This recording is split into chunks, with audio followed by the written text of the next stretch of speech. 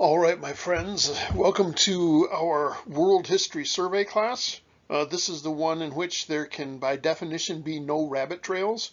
We Anything we talk about will be relevant. That's why we have a textbook to sort of keep us on track. And so the textbook will cover what is considered by many to be the important parts of world history. And then in our videos, we will go to some of the primary sources, some of the ancient artifacts. We'll look at the things that I think help to add some excitement, some color, some illumination to the story of man. In this video, I'd like to start our course by talking a little bit about, and I was scared to use the word philosophy so that we didn't get upset. What we're really looking at is how we're going to approach the topic of world history. And in particular, what I want to know is how history moves, what brings about change in a culture. So let's take a look at that question real quick. There are many change agents that help to bring technology sort of drives us when we add the wheel or when we add our artificial intelligence. Things rapidly change, and so there are lots of things in human history that we'll just watch radically change, and no time has, it seems to me, more change in it than our current generation. So think about it this way. At the turn of the century, we had people who, the horse industry, let's say, the blacksmithing and the caring for horses and all of the rest was particularly important because that was the mode of transportation. And so until the invention of cars, horses were the way everybody got around. So it was important. They took care of their horses like we might take care of our cars. But now horses have moved along to being more recreational, so that you have horse families and you have different competitions and 4-H things and caring for horses, and it turns into a hobby or a lifestyle, but it's not essential like it used to be in the 19th century. So history has moved along from one to another, and you can see how that change has taken place. Since change is automatic, we have to be careful about how we are going to regard new ideas. Think right now of the debate concerning artificial intelligence. Is it good? Is it bad? Is it dangerous? Is it a boon for mankind?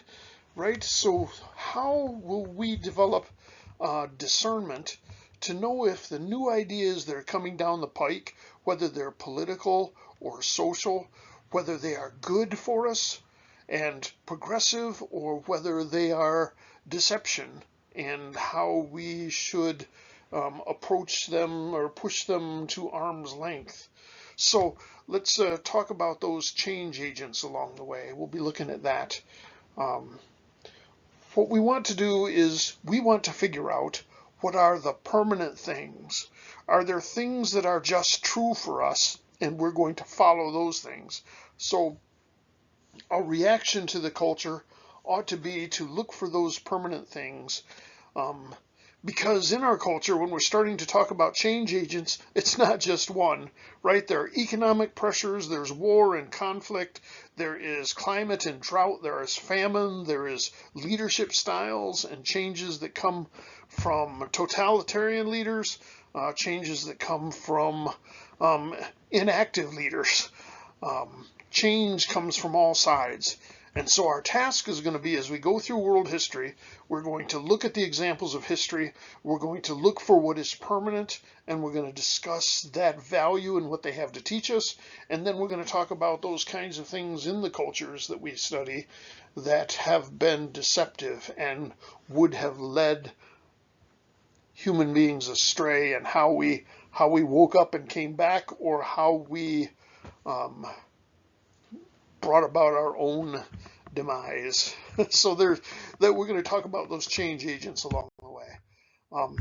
The way that we will measure them, the things that are changing, is according to the transcendentals, the things that are good, the things that are beautiful, the things that are true, and the things that are real. We'll look at those things and we'll say that those are objective realities, that true things must correspond to the way things actually are. So the thing that is true must be a thing that is real. And then we'll look at, is there a definition for goodness? Is there a definition of beauty? And how do we intrinsically know sometimes what we think is right and wrong? Are those just social impressions, cultural impressions, or do we have a standard by which we can judge those things?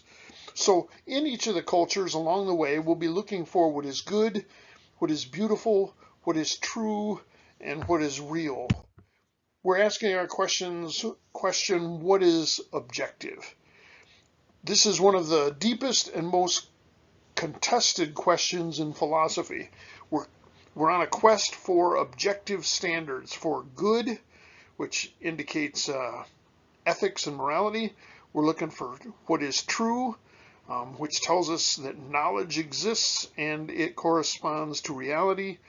And then, is there an objective sense of beautiful? And those questions have occupied thinkers for over 2,000 years. And we're going to try to pull what is best out of the history of man and learn from that the way in which we should guide our lives, personally and publicly. So, is there an objective standard, or is everything subjective? Objective says a thing actually exists and points to reality and is true whether anybody believes it or not. It's objectively true. It corresponds to reality. Subjective says this is my opinion, and as far as I can push my opinion, it makes it true. But so truth and beauty and all of the things that we've just talked about are localized, they're tribal, they're good for me because of who I am and where my background comes from, but they're not good for you because you have your own set based on your background, your culture. And so, but this is true. Objective standards must coherently exist if reality itself has structure and purpose. Pure relativism struggles to explain why some moral advances feel like genuine discoveries rather than arbitrary changes. No society has ever operated from purely subjective standards. They always appeal to something higher, to rights, to justice, to dignity, to truth, to harmony. Subjective, in my mind, subjectivity means there's nothing there that comes with the authority to demand my compliance. If truth is objective, then I need to align my life with that truth, with that reality. If truth is subjective, nothing commands my obedience except my own head.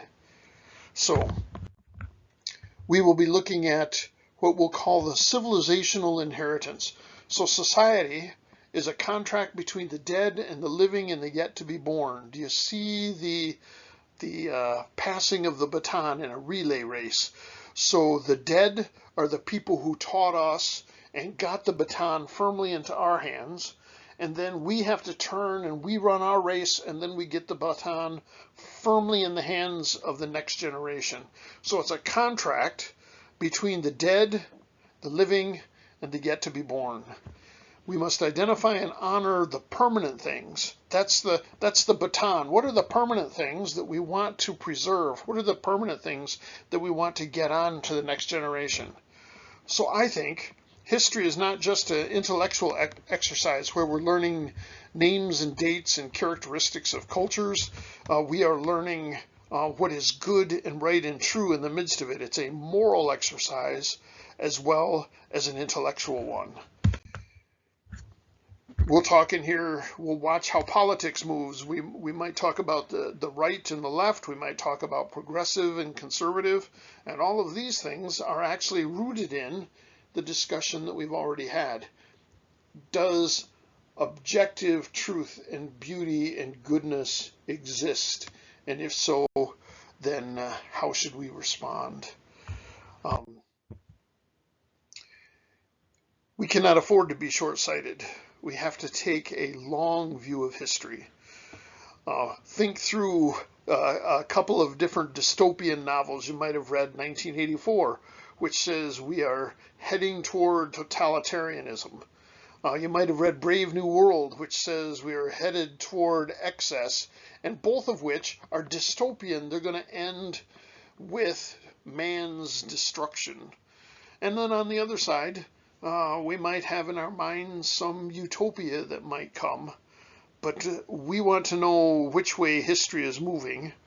And I'm going to suggest that history is not just moving toward an end, toward a purpose, but it's our job to be good stewards. It's our job to get the baton into the hands of the next generation. We need to be faithful until, as this slide says, until history comes to its next stage at the coming of Christ.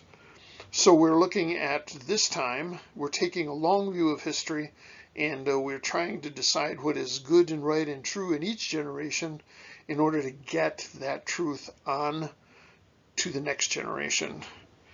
It's possible that every one of us is put in this time and in this place for, as the book of Esther says, for such a time as this. It's interesting, if you've studied the life of George Washington, you'll see that he believed he was, and all of the founders were men of destiny. They were put here, they were charged with the creation of a new nation. They were charged with making a new world and setting the example for how that might come about. So George Washington is very careful in the things that he does because he knows he's setting the example for the next generation. That's what we mean by the baton that we're passing on. Here's another image. Each generation is responsible to judge the past and to decide what ought to be passed on. So I've used the image of a relay race and passing on the baton to the next generation. We could also use the image of carrying water. The water this is what is essential for human thriving. This is what is essential for human abundance. And we're going to carry that, and we're going to pick it up from the past, that which makes our lives rich. And we're going to carry it, and we're going to pass it on to our children and to our grandchildren. That's the long range view that we're suggesting in this class. So in each historical period, whether we're talking about Greece or Rome or Mesopotamia or medieval times or the modern world, when we look at each of those, we're going to look at what is good and right and true, and then what needs to be warned against in each of those generations. Glad to have you along. I'm looking forward to this year. Thanks for joining me.